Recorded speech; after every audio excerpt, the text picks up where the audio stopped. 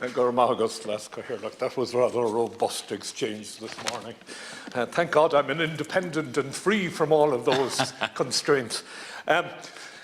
Acting Leader, you will particularly have an interest in Cancer Care West and the presentation that's gone on across the road this morning with respect to the requirement for cancer services for the west of Ireland, particularly given the age profile, the incidence of cancer and the outcomes for those suffering from cancer on the West Coast. So it's all very well having it in the National Development Plan, but the point that was made this morning is we need to see design specifications and we need to see things. And I know you'll take that up. I know you'd be there, but for the fact that you're here this morning. Oh, you got there, okay. The other thing I want to speak briefly about is my colleague, Senator Moynihan, issued or mentioned the tent village that's about to be created or is erected at this stage out in Gormanstown. It's horrific to think of these families coming to live in tents.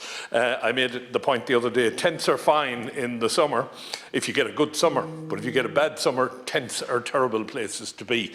I agree it's a short-term solution. I hope it's a very short-term solution, but it brings into sharp focus the lack of investment in the Defence Forces over the last 30 years. Do we have more tents if we need them? Will we be able to erect them? Have we got sites for them if we need them? How quickly can we get tents if we need them? Which brings me on to the other issue of the humanitarian side is all fine and dandy, but at the end of the day, unless the Ukrainians can knock tanks out, they will continue to have to suffer attacks in their home country.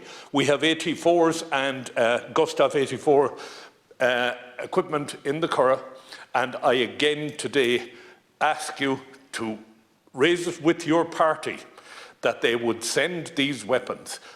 The story that weapons don't travel is a nonsense. The issue of our neutrality, which is constantly being bandied around these days, the moment we supplied anything to either belligerent in this conflict, we gave up any neutrality we had. So let's send them the weapons and let's give them the power to protect themselves. It's not a whole lot to ask. And my final one this morning is, again, I would like to have Minister Coveney in here to discuss the ICTU. It's a simple win right now to allow PD4 and if RACO wish to go there to affiliate with the Irish Congress of Trade Unions. I think that should be allowed straight away. Thank you, Lascar. Thank you indeed, Senator.